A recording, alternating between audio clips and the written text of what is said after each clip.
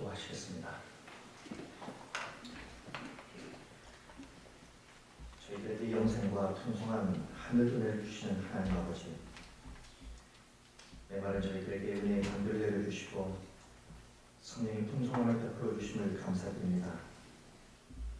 오늘은 종려 순환 주일입니다.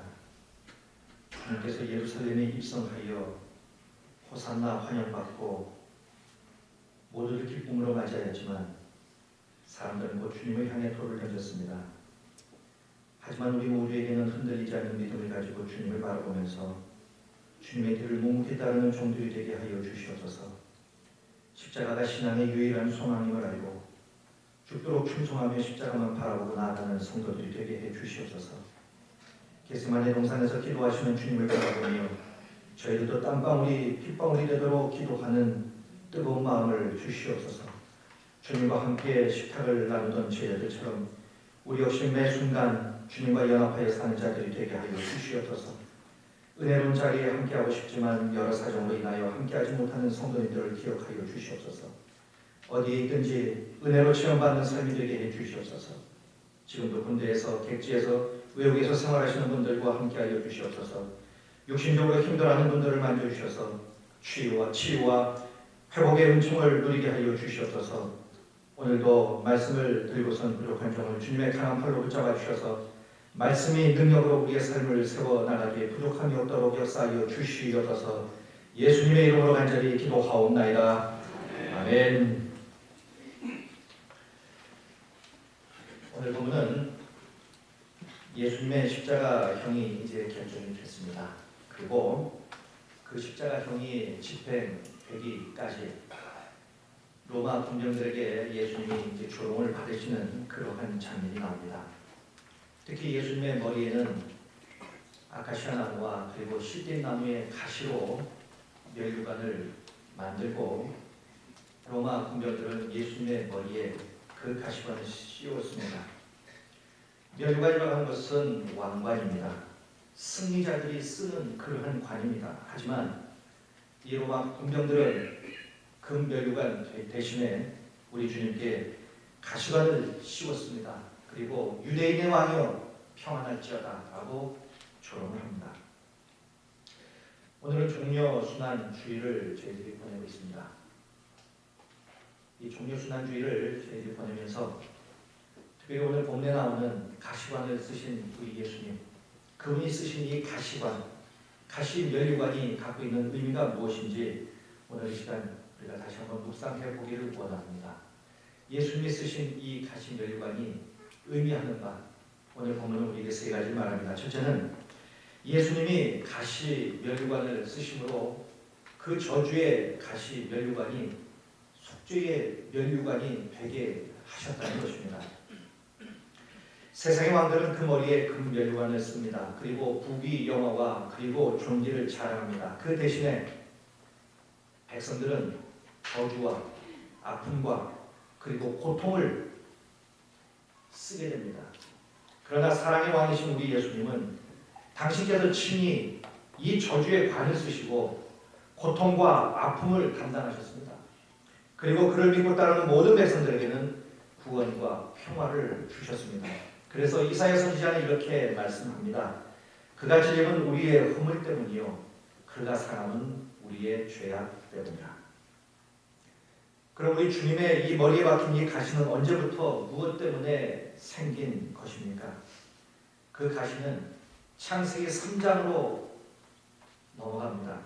아담의 범죄로 말미암아 저주의 표징으로 생겨난 것이 바로 이 가시입니다. 그래서 창세기 3장 17절 18절은 이렇게 말씀합니다. 땅은 너로 말미암아 저주를 받고 너는 내 평생에 수고하여야 그 소산을 먹으리라. 땅이 내게 가시덤불과 엉겅퀴를 낼 것이다. 이처럼 타락의 결과로 생겨난 이 가시는 인간의 영혼을 짓밟고 말았습니다. 여기 가시 멸류관은 저주의 멸류관입니다. 그러나 예수님이 이 가시관을 쓰심으로 말미암아 이제부터 이 가시 멸류관은 우리를 위한 속죄의 멸류관이 되고 구속의 멸류관이 되고 용서의 면류관이 되었습니다. 예수님 자신은 종의 면류관을 쓰셨지만 우리에게는 속죄의 면류관을 씌우셨어요. 우리 주님은 저주의 면류관을 쓰셨지만 우리에게는 용서의 면류관을 씌워주셨습니다. 우리 주님은 고통의 면류관을 쓰셨지만 우리에게는 바로 사랑의 면류관을 씌워주셨습니다. 이것이 우리 주님께서 쓰신 가시 면류관입니다. 뿐만 아니라 두 번째로 우리 주님의 머리에 상처를 내게 만든 이 가시 면류관은 이제 우리의 상처를 치유하는 치유의 면류관이 되었다는 것입니다. 가시 면류관은 크고 작은 가시로 엮어서 만들었습니다. 그리고 그 가시는 예수님의 머리에 씌워질 때 예수님의 머리를 사정없이 찔렀습니다. 군인들이 막대기로 그 면류관을 내리칠 때에 그 가시는 더욱더 깊이 예수님의 피부를 찔렀습니다. 바로 주님을 찌른 그 가시가 우리를 치료하는 치유의 가시면류관이 되었다는 것입니다. 우리 주님께서 쓰시고 당하신 그 상처가 결국 우리의 상처를 치료하는 그러한 상처인 것이죠. 그래서 우리 주님은 이렇게 별명이 붙어 있습니다. 상처받은 치유자. 우리 주님이 상처를 받았기에 우리가 나음을 얻을 수 있다는 것이에요. 그렇기 때문에 우리에게는 소망이 생겼습니다. 그 어떤 상처라도 이 상처를 주님께로 가지고 나가면 우리 주님은 그 상처를 치료해 주신다는 사실입니다. 아무리 작은 상처라도 우리 주님은 외면하지 않습니다. 피 묻은 손으로 그 상처를 우리 주님은 어루만 주셔서 치유하시고 회복시켜 주신다는 것이죠. 우리가 살면서 얼마나 많은 가시들이 우리를 찌릅니까? 가정에도 가시가 있습니다.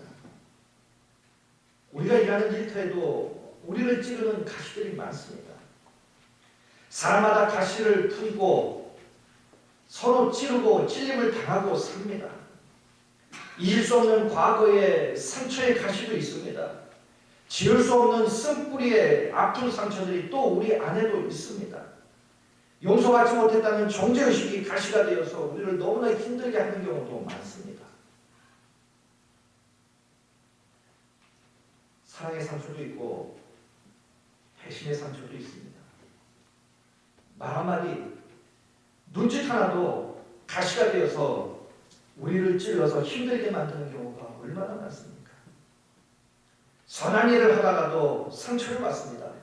충성하고 봉사하고 하나님 나라의 일을 하다가도 우리는 상처를 받습니다.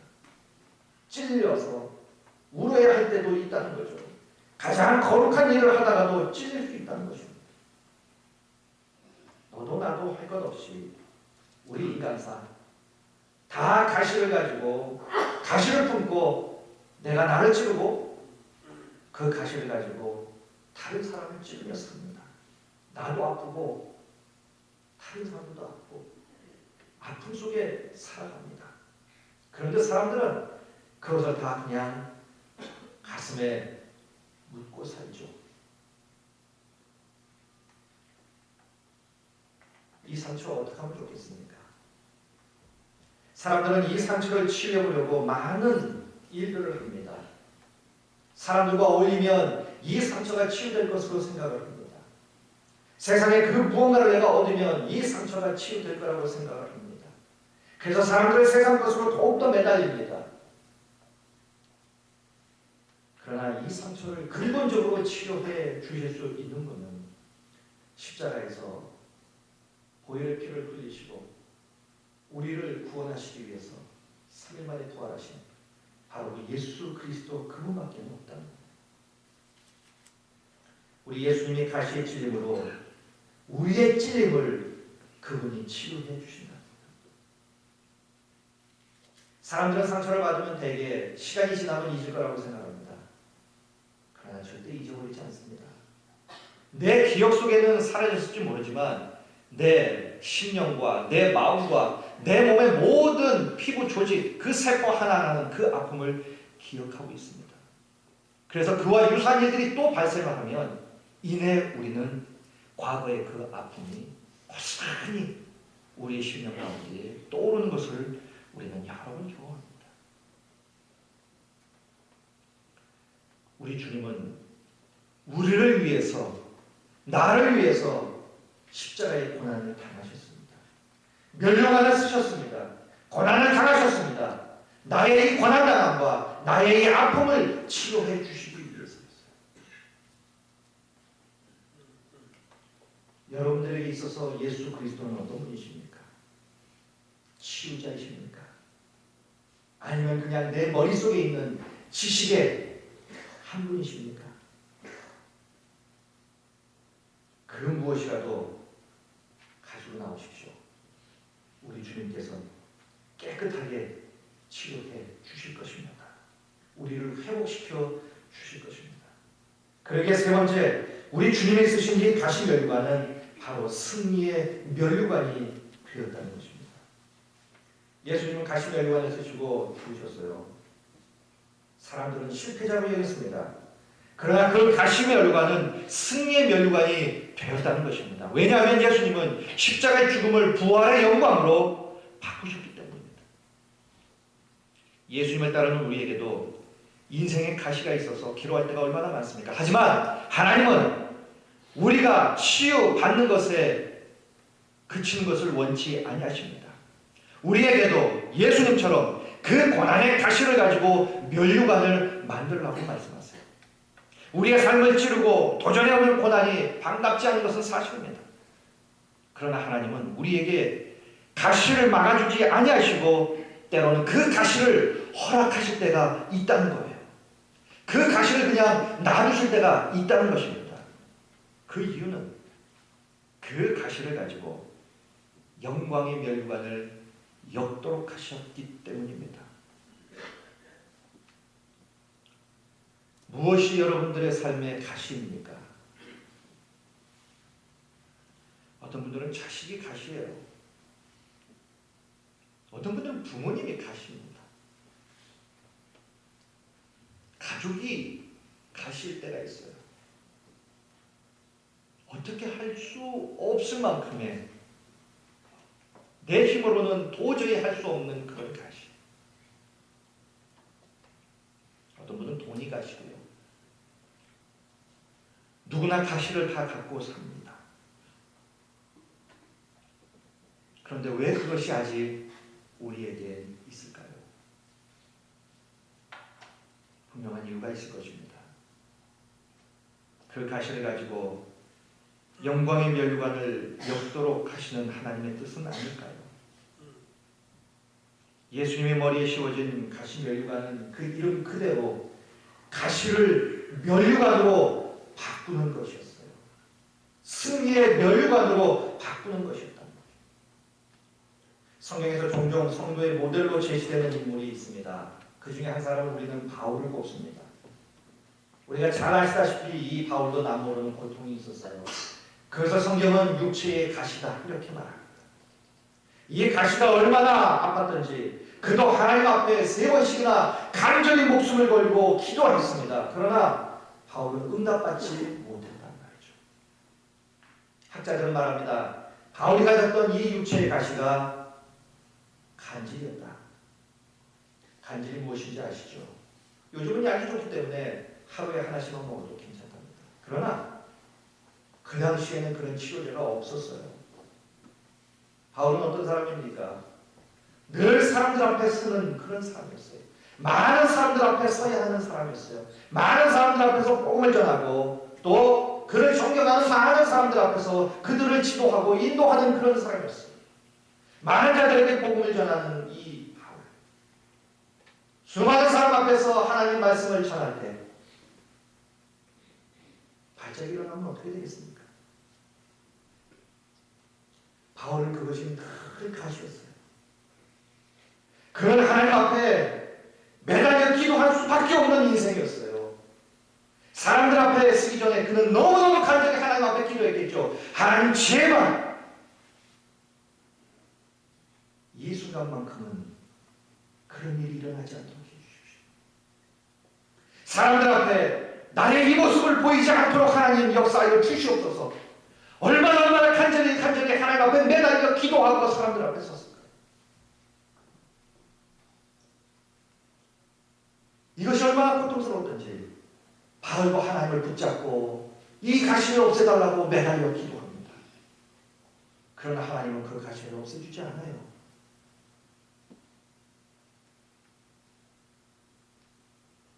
하나님은